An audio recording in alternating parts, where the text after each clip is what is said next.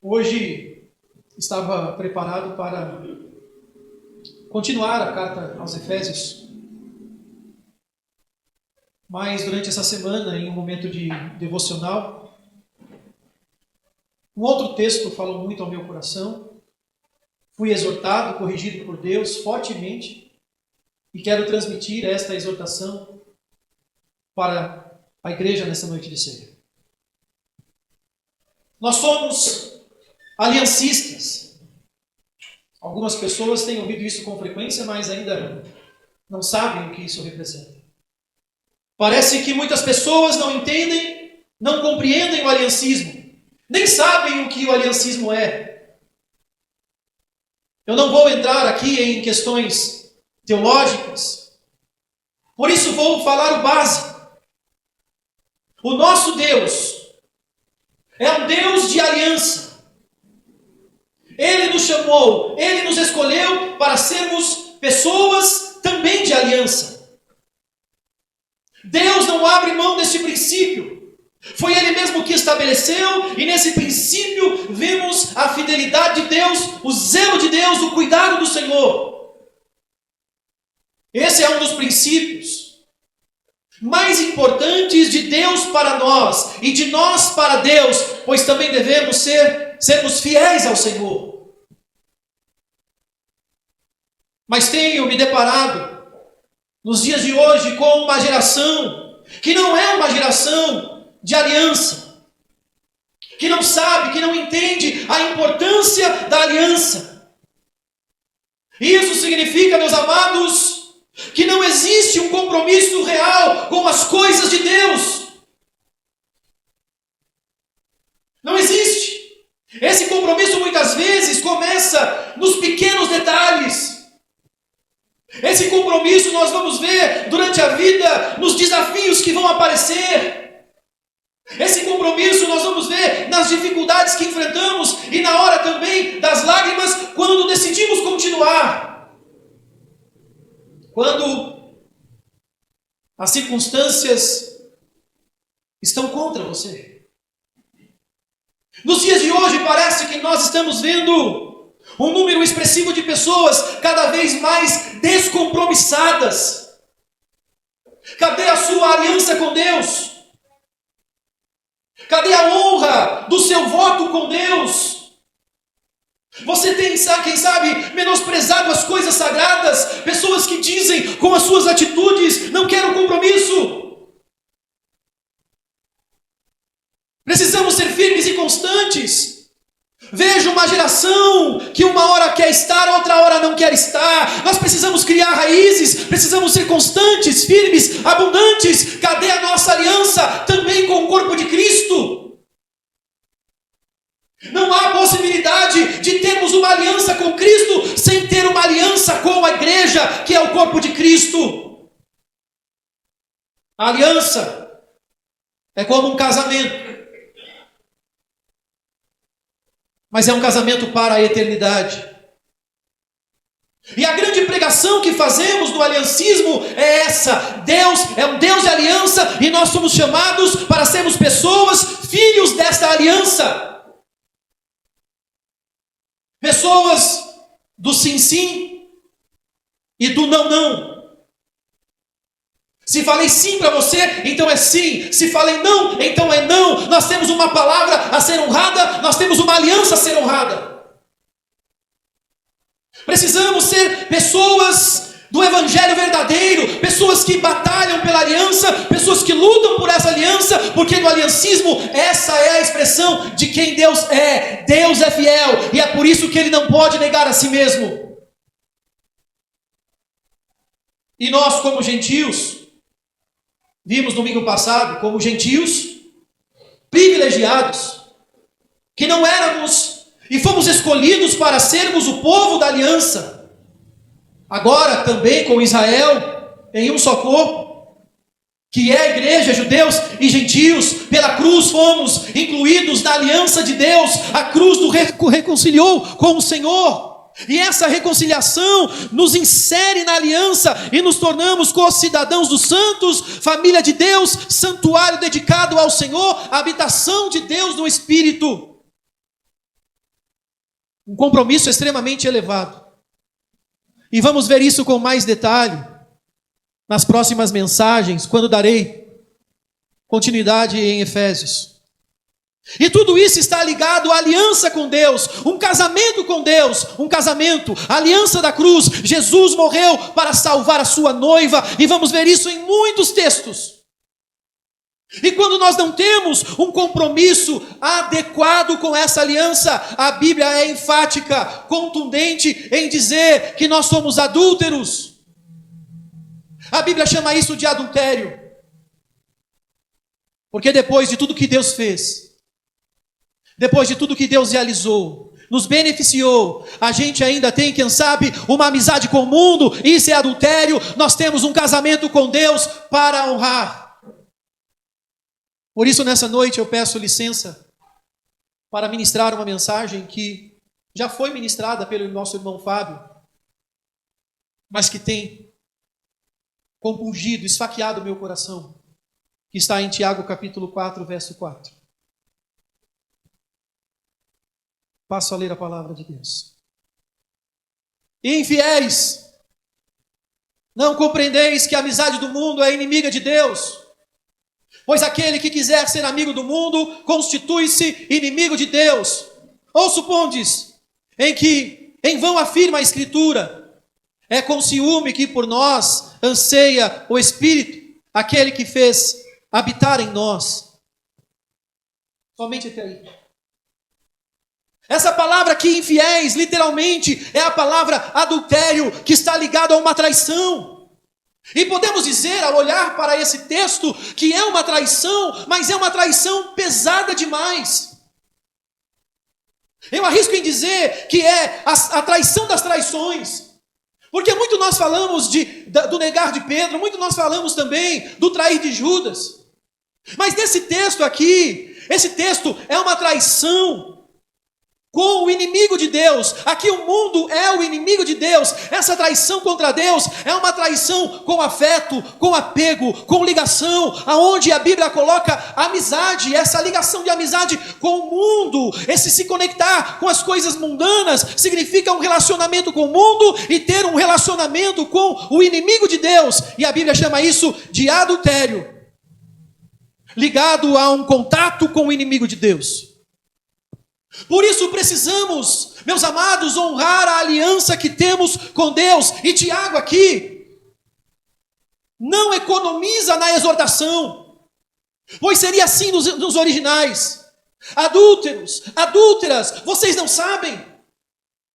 Será que vocês não têm noção que a amizade, o relacionamento com o mundo é inimizade contra Deus? E quem quer ser amigo do mundo, faz-se inimigo de Deus. Ou vocês acham, ou vocês pensam que em vão as Escrituras declaram que o Espírito que Deus fez habitar em nós? O texto original declara um ciúmes com calor, e depois nós vamos entender isso mais para frente. Algumas traduções usam forte ciúmes. E há duas interpretações para esse texto. Amados, há muita gravidade nessa declaração. E eu fui exortado com essa palavra enquanto estava em meu devocional. E vamos ver que há várias mensagens, há várias passagens na Bíblia que Deus se apresenta como um marido zeloso pela sua esposa. Marido zeloso. E nós vamos entender o que é esse ciúmes. E a Bíblia também mostra que a igreja é a noiva do Cordeiro, a noiva de Cristo. Veja comigo em Apocalipse 19, verso 7, por exemplo. Um texto de grande alegria, que nos chama para esse momento tão glorioso, onde o texto diz: alegremo-nos, exultemo-nos e demos-lhes glória, porque são chegadas as bodas do Cordeiro, cuja esposa a si mesmo já se ataviou. Está preparada. E no dia de hoje, na comunhão, envergonhado no meu cantinho, chorando de dor, inconformado por viver esse momento, e enquanto estava ali ao lado do nosso irmão Moura, lembrei-me da passagem que sempre me impacta quando eu faço essa leitura e me consola, muito me impressiona, que é a passagem do Apocalipse. Apocalipse capítulo 21, dos versos 1 a 9. Que quando eu tenho esses momentos, essa passagem ela passa pela minha mente como uma reflexão de esperança futura, que diz assim: vi novo céu e nova terra, pois o primeiro céu e a primeira terra passaram, e o mar já não existe. Vi também a cidade santa, a nova Jerusalém, que descia do céu, da parte de Deus, ataviada como uma noiva adornada para o seu esposo. Então ouvi uma grande voz que vinha do trono, dizendo: eis o tabernáculo de Deus com os homens. Deus habitará com eles, e eles serão povos de Deus, e Deus mesmo estará com eles, e lhes enxugará dos olhos toda lágrima, e a morte não existirá, já não haverá luto, nem pranto, nem dor, porque as primeiras coisas passaram. E aquele que está sentado no trono disse: eis que faço nova todas as coisas, e acrescentou: escreve, porque essas palavras são fiéis e verdadeiras. E disse-me ainda: tudo está feito, eu sou o alfa e o ômega, o princípio e o fim. Eu, a quem tem sede, darei de graça da fonte da água da vida. O vencedor herdará todas estas coisas, e eu lhe serei Deus, e ele me será filho. Quanto, porém, aos covardes, aos incrédulos, aos abomináveis, aos assassinos, aos impuros, aos feiticeiros, aos idólatras e todos os mentirosos, a parte que lhes cabe será no lago que arde com fogo e enxofre, a saber, a segunda morte. Então, um dos 7 anjos, que tem as 7 taças cheias dos últimos 7 flagelos, falou comigo, dizendo: vem, mostrar-te-ei a noiva, a esposa do Cordeiro. Seja fiel a este casamento com Deus, esse dia está chegando. Noiva, seja fiel ao Cordeiro. Apocalipse 22, 17, mostra o anseio da noiva do Cordeiro, quando declara: o Espírito e a noiva dizem vem, aquele que ouve diga vem, aquele que tem sede diga venha, e quem quiser beba de graça da água da vida. Efésios capítulo 5 também, ali há uma forte comparação, trazendo o casamento humano em relação à igreja, se relacionando com o Cordeiro, dizendo no verso 24 de Efésios capítulo 5 e verso 25, como porém a igreja está sujeita a Cristo, assim também as mulheres sejam em tudo submissa ao seu marido. Maridos, amai vossa mulher, como também Cristo amou a igreja e a si mesmo se entregou por ela. Vemos aqui, igreja, a figura da noiva. Seja fiel ao seu casamento com Deus. E quando nos reportamos à antiga aliança, o Antigo Testamento, principalmente aos profetas, essa figura também aparece com muita frequência. Sabemos que dentro do aliancismo também, estamos falando sobre fidelidade no dia de hoje, oportuno para o momento de ceia. A nação de Israel é a esposa de Deus. E que na plenitude dos tempos, através do pacto da graça, todos fazemos parte da igreja, Israel e os gentios eleitos. Podemos dizer que somos a noiva de Cristo.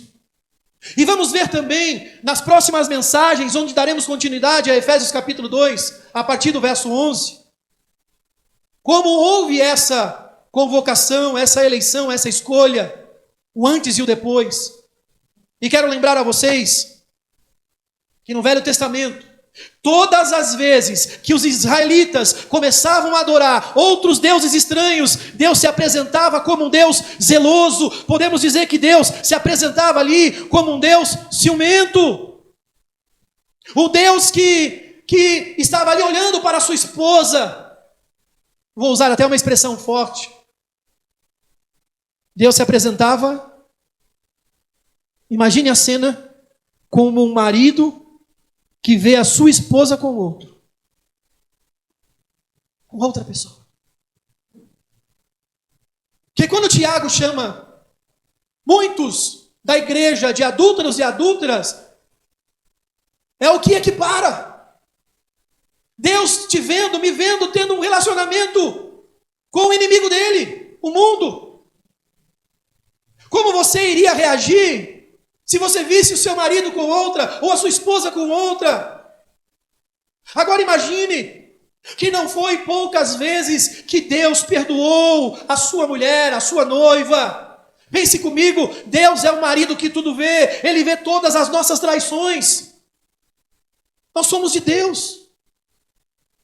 Em 1 Pedro, capítulo 2, verso 9 também, que foi lido domingo passado, se não me engano, vimos que nós somos nação santa, povo adquirido, sacerdócio real, nós somos um povo de exclusividade de Deus, nós temos uma aliança com Deus, somos o povo de Deus, nós não tínhamos alcançado misericórdia, mas nós depois alcançamos misericórdia.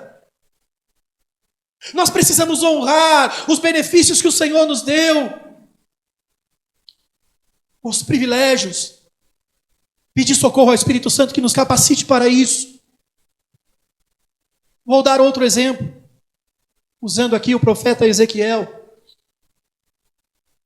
Não sou muito de ir para o Velho Testamento. O irmão Regis deve gostar bastante, né? Por causa do hebraico. Ezequiel 8:3. A palavra de Deus diz assim. É uma visão, é um texto sobrenatural dado a Ezequiel. Estendeu ela dali uma semelhança de mão e me tomou pelos cachos da cabeça, o Espírito me levantou entre a terra e o céu e me levou a Jerusalém em visões de Deus, à entrada da porta do pátio de dentro, que olha para o norte, onde estava colocada a imagem dos ciúmes que provoca os ciúmes de Deus. Vamos interpretar. Um texto um pouquinho difícil, confuso. O profeta Ezequiel está descrevendo uma visão sobrenatural dada por Deus a ele e de forma sobrenatural, para não dizer estranhamente, algo diferente. Ele é agarrado pelos cachos do cabelo e Ezequiel é transportado em visão entre a terra e o céu até chegar em Jerusalém, que naquele tempo sabemos que é o templo de Salomão, e depois que ele foi transportado ali para a porta do norte do pátio do templo, onde Deus havia lhe mostrado ali um ídolo, uma imagem que estava dentro do templo, causando ciúmes do Senhor. Logo, logo nós vamos entender esses ciúmes. Vamos ver que não é o mesmo ciúmes humano, logicamente. E enquanto estava nesse devocional, eu ouvi grandes nomes no meio reformado, muitos pregadores, várias mensagens, dentro dos estudos que eu fiz, quando o texto diz ali no verso 6, antes que ele dá a maior graça, está ligado sim ao espírito que tem ciúmes, que nós vamos ver que não é o espírito humano, que esse espírito é o espírito de Deus. E que esse Espírito é que dá a maior graça, e nós vamos ver do verso 6 em diante para baixo, os versos abaixo, que esse Espírito que dá a maior graça, que tem ciúmes, e nós já vamos falar sobre esses ciúmes, é ele que dá a maior graça para que haja arrependimento, para que haja humildade, choro, tristeza de pecado, como nos versículos abaixo, pois só ele pode fazer isso. Então esse Espírito com letra maiúscula, que tem fortes ciúmes, que nós vamos ver, que é o Espírito Santo, que dá maior graça, é para que os nossos olhos sejam abertos diante do adultério que nós estamos cometendo contra Deus, trazendo tristeza, trazendo consciência de pecado e nos capacitando para sairmos dessa situação. E eu não vejo dificuldade em entender isso. E agora, como se não bastasse os ciúmes do Novo Testamento, também ali os ciúmes do Antigo Testamento, na Antiga Aliança, porque nos originais aqui, o que assusta os intérpretes é que está ligado a um sentimento forte, a um anseio. Os originais é como se declarasse fortes ciúmes, mas tem um sentido, tem um significado que eu já vou passar para a igreja. E para dar continuidade ainda no capítulo 8 de Ezequiel, vamos para o verso 5 ainda, onde há esses ciúmes, onde nós estamos explanando sobre esse assunto. E diz assim, verso 5, ele me disse: filho do homem, levanta agora os olhos para o norte. E levantei os olhos para lá, e eis que do lado norte, à porta do altar, estava a imagem dos ciúmes à entrada. Então Deus fala assim: filho do homem, olhe para o norte. E quando Ezequiel olha para o norte, junto da porta do altar, estava o ídolo que havia provocado ciúmes do Senhor, igreja, e tudo isso dentro do templo. Consegue imaginar? A idolatria dentro do templo do Senhor. E lembrando vocês, que hoje nós somos templo do Espírito Santo, morada de Deus, o Espírito. Então veja que nós temos na Bíblia, sim, a questão dos ciúmes, que é um assunto um pouco polêmico, podemos dizer. Então vamos entender um pouco desse assunto de forma mais resumida, para que possamos também participar da ceia, para entendermos melhor o que seria esses ciúmes que a Bíblia está falando no Novo e também no Velho Testamento. Veja que no texto que nós apresentamos aqui, o Espírito do Senhor, em visão, mostra ao profeta Ezequiel a idolatria em que o povo de Deus estava vivendo, e que hoje também não é diferente. O povo ali estava, quem sabe, distante de Deus, e até mesmo dentro do templo, no altar, perto da porta, havia imagens, ídolos, idolatria por parte dos líderes. Será que você consegue entender a gravidade? Imagine essa situação, igreja. O lugar que era considerado um lugar sagrado, um lugar santo, havia imagens, um lugar santo, sagrado, cheio de ídolos, e isso provocou ciúmes do Senhor. E nos dias de hoje, nós somos santuários de Deus no Espírito. E sabendo desse contexto, nós vamos saber aqui o que é esse ciúmes do Senhor. E é bom deixar bem claro de novo. Agora peço licença para entrar no território do nosso irmão Wellington, que está ministrando, fazendo a exposição de Gálatas. Esse ciúmes aqui não é o ciúmes humano, que é pecado e que faz parte das obras da carne, que está em Gálatas capítulo 5, 19 e 20. Esse ciúmes de Deus é o que nós chamamos na teologia de antropomorfismo. Antropomorfismo, o que é isso? Antropo vem de homem, de ser humano, e morfismo vem de forma, formato. Então o que seria isso? Igreja, seria, podemos dizer, uma linguagem figurada para falar de Deus como se Deus tivesse ali um formato, uma forma, como membros, órgãos, ou partes humanas, ou até sentimentos humanos. Mas por que a Bíblia usa isso? Porque a Bíblia usa esse recurso gramatical, para que a gente entenda, a gente compreenda o que Deus está falando em sua palavra, porque nós só conseguimos compreender a Deus através do nosso vocabulário. E Deus usa a sua palavra. Então Deus vem com um discurso que seja dentro do nosso entendimento e nos ensina, nos exorta, nos corrige, puxa a nossa orelha, nos dá entendimento, aponta o nosso pecado, aponta a nossa idolatria, aponta o nosso adultério e diz: vocês estão errados. E o discurso é forte, porque a palavra infiéis aqui, ela é impactante, ela é assustadora. Então Deus vem através do que nós conhecemos para nos dar entendimento da sua palavra, e isso nós chamamos de antropomorfismo. Nós somos seres humanos pequenos, limitados. Nosso entendimento também é muito limitado. O próprio Senhor Jesus, através das parábolas, fez comparações diante do nosso dia a dia, para que pudesse ter o entendimento do que ele estava querendo ensinar. E aqui também, dentro desse recurso, nós entendemos o nosso dia a dia, a nossa vida, a nossa correria diária. Porque quando alguém diz para você que está triste, quando alguém diz para você que está alegre, que está feliz, alguém diz para você: estou desapontado, alguém diz para você: estou arrependido, nós sabemos o que isso significa, é uma linguagem que está dentro do nosso conhecimento. Então a Bíblia vai usar esses recursos gramaticais e muitos desses sentimentos para nos ensinar e falar sobre Deus. Mas nós temos aprendido também na escola bíblica dominical que Deus está acima de qualquer expressão que podemos usar. A Bíblia vai usar formas humanas para nos ensinar a respeito de Deus, mas sabemos que Deus é muito mais do que qualquer coisa que possa ser usada dentro da minha incapacidade como parâmetro de comparação. Deus é inatingível, inimaginável, Deus é incomparável, Ele é inefável, Ele é absoluto, chega a ser absurdo. Quer outro exemplo? Quando nós falamos Deus é perfeito, quem concorda que Deus é perfeito? Concordamos? Mas será que não é o padrão máximo que encontramos para expressar e falar de Deus? Porque quem criou a perfeição? Deus é mais do que isso.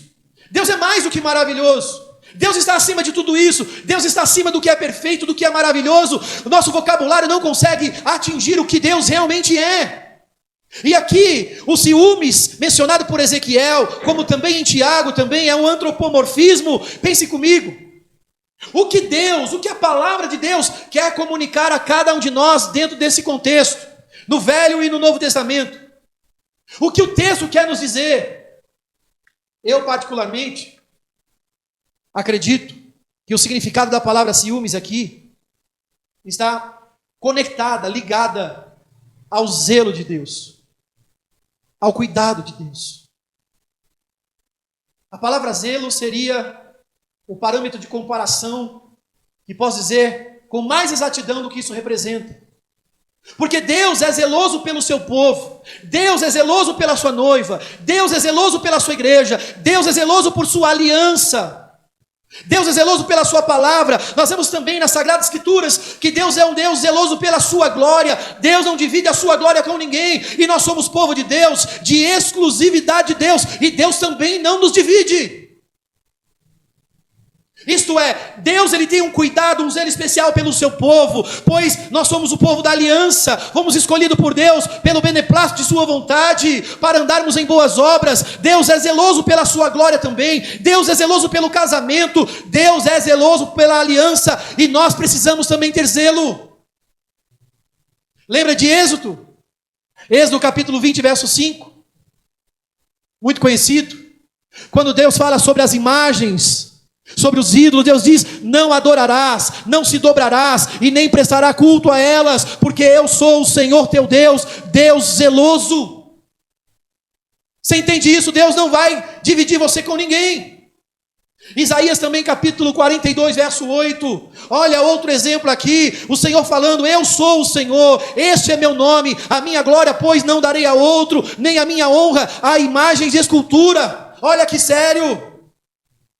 E os nossos corações estão muitas vezes contaminados de ídolos, porque essa palavra, transportando ela para a nossa realidade, é o que isso representa na prática. E às vezes você tem alguma coisa na sua vida que é igual uma imagem de escultura. Quem sabe nós, cristãos, protestantes ou mais popularmente conhecido como evangélico, não temos imagens de esculturas que estão ali camufladas em nosso interior, ídolos invisíveis, e que Deus está denunciando em sua palavra. Entenda uma coisa, isso também é traição, isso é infidelidade, isso é adultério. O mundo em sua vida é traição contra Deus. Um Deus justo e fiel à sua santa palavra não poderia permitir o povo viver na idolatria e profanar o santo templo do Senhor, a aliança que ele fez com o povo. Será que você consegue entender isso? Por isso que a Bíblia fala: não entristeçais o Espírito Santo, pelo qual fostes selados para o dia da redenção. E hoje nós somos moradas de Deus no Espírito.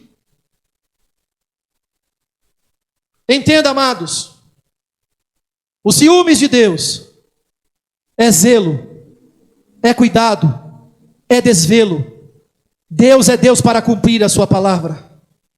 É um zelo relacionado a tudo o que representa o sagrado, a tudo que representa Deus. É um zelo extremamente fervoroso, que queima, que arde de tudo aquilo que está relacionado ao nome do Senhor. É como a frase que diz: o zelo pela minha casa, pela sua casa, me consome. Lembra que os discípulos lembraram dessa frase?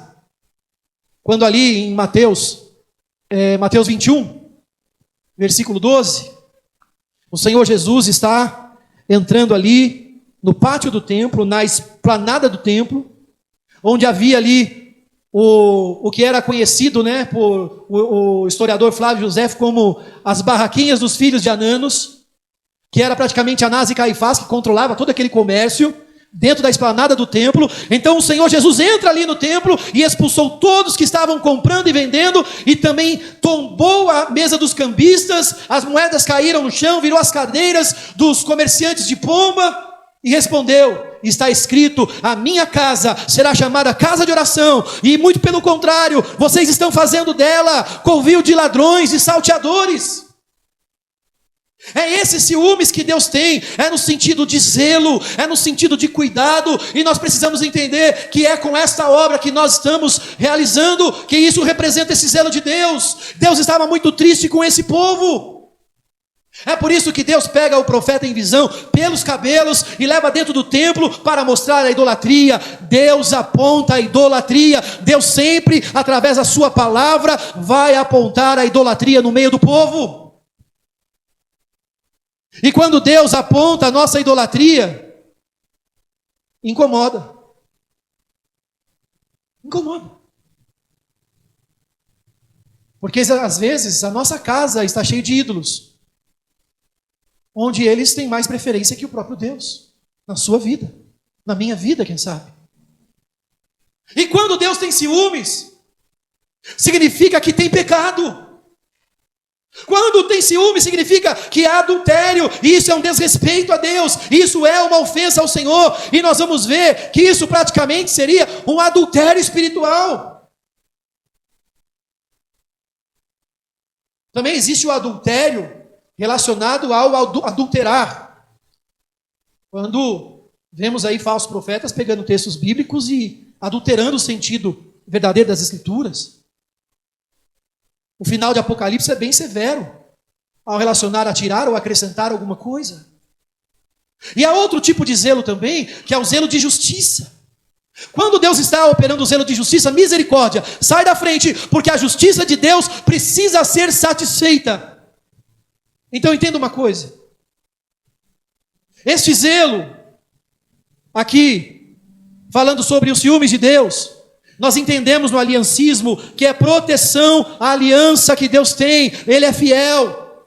Ele é fiel a Ele mesmo. Ele é fiel à aliança. Ele tem um povo, é o cuidado para que andemos de acordo com a sua vontade, que é boa, que é perfeita e que é agradável, para que nós não sejamos consumidos pelo pecado, porque o salário do pecado é a morte. E quando Deus derrama os ciúmes diante do povo, é para disciplinar aquele a quem Ele ama. Deus não aceita nenhum tipo de idolatria. Deus não divide a sua glória. Deus não divide você com o mundo. Veja comigo. Ainda em Ezequiel. Estou aqui bem próximo do encerramento. Que Ezequiel também no capítulo 16, verso 14, ele mostra aqui um outro tipo de ciúmes, que é terrível. Que é quando é um ciúmes relacionado, quando Deus aplica a sua ira. Quando Deus faz justiça e aplica a sua ira, então essa ira acalma, aplaca a sua ira justa, a sua ira santa. Olha aqui o outro exemplo de Ezequiel 16, 42, que diz assim: deste modo, satisfarei em ti o meu furor, os meus ciúmes se apartarão de ti, aquietar-me-ei e jamais me indignarei. Então veja que o furor de Deus aqui, esse ciúmes também tem a ver com a justiça de Deus sendo aplicada nesse sentido. Então diz, olha, o meu ciúmes, isto é, o meu zelo, o zelo de Deus, a manifestação da ira, da justiça, irá terminar quando a justiça for satisfeita. O zelo de Deus será cumprido, saciado, quando a justiça de Deus for satisfeita. Então o seu ímpeto iria acalmar, esfriar, ser apaziguado. É por isso que no aliancismo e na plenitude dos tempos, ao cumprimento em Cristo Jesus, no nascimento, morte, vida, ressurreição e ascensão, entendemos no aliancismo que na plenitude dos tempos nós damos graças a Deus por intermédio de Cristo Jesus, o nosso representante, o nosso cabeça federal, que aplacou a ira de Deus contra nós, pois a justiça de Deus foi satisfeita, foi saciada. Mas não podemos abusar da graça de Deus. Não podemos. Às vezes a gente se agarra na misericórdia de Deus de forma errada.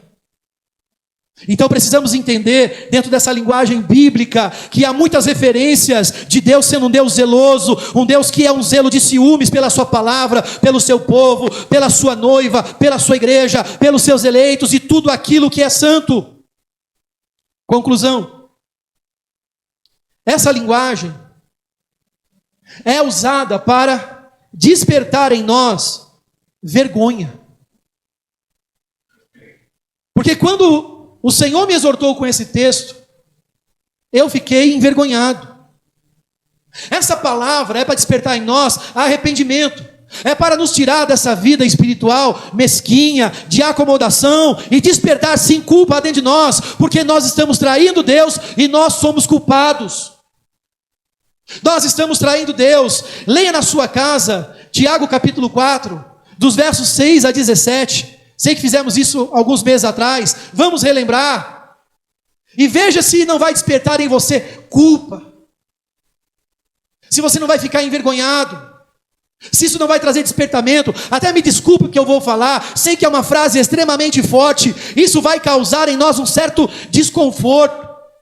Vai ficar até mesmo, quem sabe, aquele ambiente pesado, aquele ambiente de exortação, porque a primeiro momento, como diz Hebreus, a palavra de Deus quando vem exortar, a primeiro momento parece ser um motivo de tristeza. Mas nós estamos traindo Deus, nós estamos traindo o Senhor. Todas as vezes que nós, de alguma maneira, levantamos ídolos dentro dos nossos corações. Deus tem ciúmes nesse sentido, não como ser humano. Quando nós damos mais atenção aos ídolos que nós criamos, quando qualquer coisa ocupa o lugar que deveria ser só de Deus, quando nós deixamos as coisas de Deus por último, para depois, quando o nosso Deus, quem sabe, é ali, nós estamos dando a reservinha para Ele, nós não estamos dando a primícia, nós estamos dando o final do nosso cansaço. Nós estamos traindo Deus, quando nós trocamos Deus, nós estamos pecando contra Deus, quando nós não estamos dando prioridade ao Senhor, quando nós não estamos amando o Senhor acima de todas as coisas. Amarás o Senhor teu Deus de todo o teu coração, de toda a tua alma e com todas as tuas forças, igreja. E quando isso não acontece, isso é adultério. Porque nós estamos trocando Deus, nós estamos quebrando a aliança de fidelidade. Ainda bem que Deus permanece fiel, pois não pode negar a si mesmo, porque senão nós estaríamos perdidos. Nós não estamos honrando o casamento que nós temos com Deus. Seja sincero, você está honrando o seu casamento com Deus? Cadê seu compromisso com Deus? Cadê seu relacionamento com o Senhor? Aliás, aqui o termo adultério, que é usado por Tiago, Tiago está repreendendo cristãos.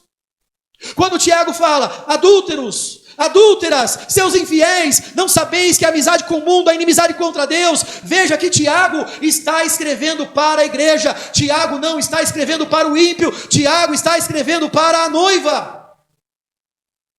Essa é uma linguagem forte, que traz ali a relação do sentimento de Deus diante do que nós estamos fazendo. Igreja, isso é extremamente sério. Nós estamos cometendo cada absurdo contra Deus e agindo como se nada tivesse acontecido. Jesus precisa ser o centro da tua vida. É por isso que Deus ainda não é prioridade para você. Porque Ele não é o centro. Quando nós, como filhos de Deus, amamos mais o mundo, os ídolos, quando nós nos afastamos de Deus, quando nós ocupamos o nosso tempo com outras coisas, quando nós damos mais entretenimento para a nossa casa do que Deus para a nossa família. Quando nós não damos atenção para o Senhor, não temos motivação para trabalhar para Deus, e estamos a todo vapor quando aparece alguma aventura. Quando nós damos mais valor ao materialismo do que o estado espiritual daquilo que é eterno. A Bíblia diz que nós temos que buscar as coisas invisíveis, as coisas espirituais. Quando prestar culto não é a nossa prioridade. Tenha certeza que no dia que você der prioridade também ao domingo, e todos à sua volta, parentes, familiares, vizinhos, parentes distantes, saberem da sua fé em Cristo, do seu compromisso com Deus, tenha certeza, eles não vão aparecer mais no dia em que você tiver compromisso com o Senhor. Quando você passa mais tempo com as coisas que não glorificam a Deus, isso é idolatria. Oliver Cromwell, ele disse que idolatria é qualquer coisa que esfrie seu relacionamento com Cristo. E tem uma reflexão muito interessante de Paul Washer, que diz o seguinte: olha que interessante. Se ponha dentro dessa reflexão. Olha o que Paul Washer diz: ofereça ao seu chefe o que você oferece a Deus e veja quanto tempo você durará. Pensou nisso? E ele continua: ofereça até mesmo aos seus amigos o que você tem oferecido a Deus e veja quanto tempo ainda serão amigos. Ofereça para a sua esposa, para a sua família, o que você oferece a Deus e veja por quanto tempo você terá uma família.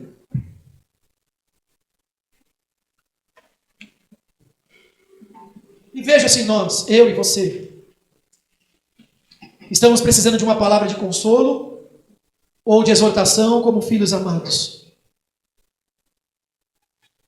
Porque somente os bastardos que não são corrigidos. Aquele a quem Deus ama, Deus exorta, Deus corrige. Deus precisa ser a nossa prioridade. Quanto mais verdadeiros cristãos nós nos tornamos nesse aperfeiçoamento, que é um relacionamento, que é um casamento com Deus, que é uma aliança, mais nós vamos desejar ao Senhor, mais inquietos, perturbados no sentido da nossa falta de amor por Ele. Isso vai nos incomodar demais. Desculpe a palavra. Nós precisamos ter vergonha na cara, ficamos ocupados demais com este mundo e deixamos o resto para Deus, a sobra para Deus. É por isso que Tiago fala que isso é adultério. O Espírito que habita em nós tem ciúmes. Quantas vezes nós trocamos Deus? Quantas vezes você jogou Deus de lado?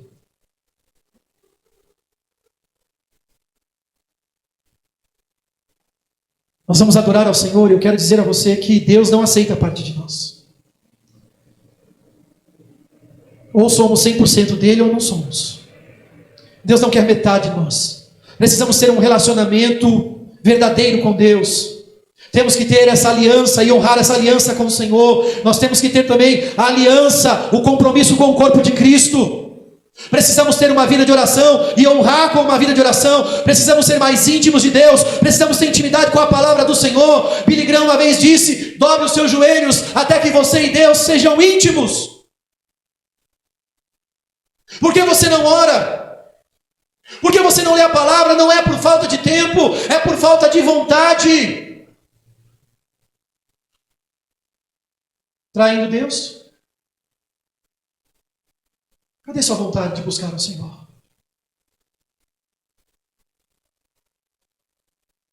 Você não está orando? Está esquecendo de orar? Deus não esqueceu da aliança que Ele tem com você, pelos méritos de Cristo. Deus não esqueceu de te dar proteção, te dar sustento, te dar o ar que você respira. Deus não esqueceu. Deus zela por nós. É com ciúme santo. Eu quero te chamar nesse momento para orarmos juntos e adorarmos ao Senhor. Se coloque de pé, por gentileza.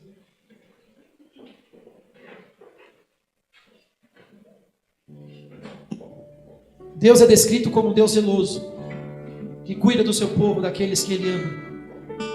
Deus não esquece de suas promessas. Certamente elas se cumprirão. E agora nós vamos para o momento da ceia. Nós vamos para esse momento de graça, para esse momento tão importante, Nós vamos participar como a noiva do Cordeiro, como família de Deus, como morada de Deus o Espírito, como povo da aliança. E eu tenho algo muito importante para falar para vocês nesse momento. Nós temos que perseverar por causa do amor que nós temos para com Deus. Nós somos a igreja. E a igreja do Senhor tem muitos dons, talentos maravilhosos. Nesse momento de ceia, quero te dizer que nós precisamos ser mais unidos, ficar mais juntos, mais próximos, participarmos sempre que possível, mais ativos na igreja, sermos mais misericordiosos uns com os outros. Porque se você não tem união, se você não anda em unidade com os membros, o que adianta o teu talento? Não serve para nada. Se reclamarmos, se murmurarmos da igreja, se estarmos descontentes, se as nossas conversas não trazerem edificação, mas desânimo, se passamos a olhar para as dificuldades, vamos perder o vigor. Vamos murchar. O vigor da igreja acontece, meus amados, não só quando você põe o seu talento para funcionar, mas quando todos nós, todos juntos, colocamos os nossos talentos, os nossos dons, em unidade, em funcionamento para a glória de Deus. Hoje de manhã nós passamos por um momento de comunhão. Almoçamos juntos. Onde você estava? Você fez falta. Daqui a pouco nós teremos um outro momento de comunhão muito importante, bíblico. Isso agrada ao Senhor, a sua igreja reunida, compromissada. Eu peço até nesse momento de ceia, sinto pedir perdão para vocês por causa da minha saúde, embora não esteja no meu controle, me perdoe se isso tem desanimado você em algum momento. Mas não deixe um pecador como eu desanimar você não. Olhe para Cristo. Não adianta, meus amados, nós enchermos a igreja de pessoas talentosas, cheias de dons, mas divididas, cheias de insatisfação, caras emburradas. Assim a igreja não anda. Às vezes parece que, quem sabe, nós estamos fazendo para o homem, porque é para o homem que nós estamos olhando, e às vezes parece que nós estamos esperando dos homens aquilo que nós estamos fazendo para Deus é incompatível. A mensagem de hoje quer trazer ao teu coração fidelidade ao Senhor. Algumas atitudes, meus amados, destroem a união da igreja, destrói o vigor da igreja. A igreja fica fraca. Quem sabe nessa noite de ceia nós precisamos nos arrepender de nossos pecados. Tristeza, de arrependimento. Quem sabe, desculpe a palavra, pelo nosso adultério. A força da igreja não vem de um só membro, mas a força da igreja vem através da unidade de todos nós juntos como o corpo de Cristo, e às vezes buscando no mesmo propósito, com o mesmo pensamento, na mesma direção. Olhe para Cristo, obedeça a Cristo, que seus motivos sejam Cristo. Precisamos ir para o joelho, igreja. Precisamos nos arrepender de nossos pecados. Precisamos ir para a oração. O Espírito Santo fica triste. Quem sabe ele está triste nessa noite com a gente. E eu peço ao mesmo Espírito que nós, quem sabe, entristecemos, que tem ciúmes, no sentido de zelo, que nos leve ao arrependimento verdadeiro em nossos corações. Porque desunião destrói. Que sejamos unidos pelo Espírito Santo. Que usemos os nossos dons e talentos para a edificação do corpo de Cristo. E nós amamos vocês. Devemos amar uns aos outros. De maneira nenhuma, em nenhum momento eu vou olhar para você com um olho de desprezo. Vou olhar para você como membro importante do corpo de Cristo. Nós somos um em Cristo. Você não tem noção como eu briguei com Deus no dia de hoje. Disse: Deus, hoje não, por favor, Senhor, hoje não. Olha o que está acontecendo, porque o Senhor está permitindo. Qual é o propósito? Fiquei triste, fiquei angustiado. Briguei com Deus. Passou muitas coisas em minha mente, talvez passou em sua mente também. Quem sabe hoje você também ficou triste, angustiado, desmotivado, sem forças, querendo parar, olhar para trás. Eu peço ao Senhor Deus Todo-Poderoso que possa revigorar a sua vida nessa noite de ceia. Por esse meio de graça, que quebrante os nossos corações para o arrependimento, para que possamos perseverar juntos. Leve o irmão que está do seu lado à perseverança, meu amado. Deus te deu dons, talentos. Edifique o seu irmão. Edifique o seu irmão. Vamos adorar a Deus. Vamos confiar no Senhor. Vamos pedir perdão pelos nossos pecados. Vamos vigiar, vamos orar, vamos ter uma vida de prudência. Se andarmos na luz como na luz Jesus está, teremos comunhão uns com os outros. E o sangue de Jesus Cristo, seu Filho, nos purificará de todo pecado. Senhor Deus Todo-Poderoso, lembra-te, Senhor, deste pequeno rebanho no dia da tua vida. Que a graça do Senhor Jesus, o amor de Deus e a comunhão do Espírito Santo esteja sobre todos. Amém. Que Deus abençoe poderosamente a sua semana.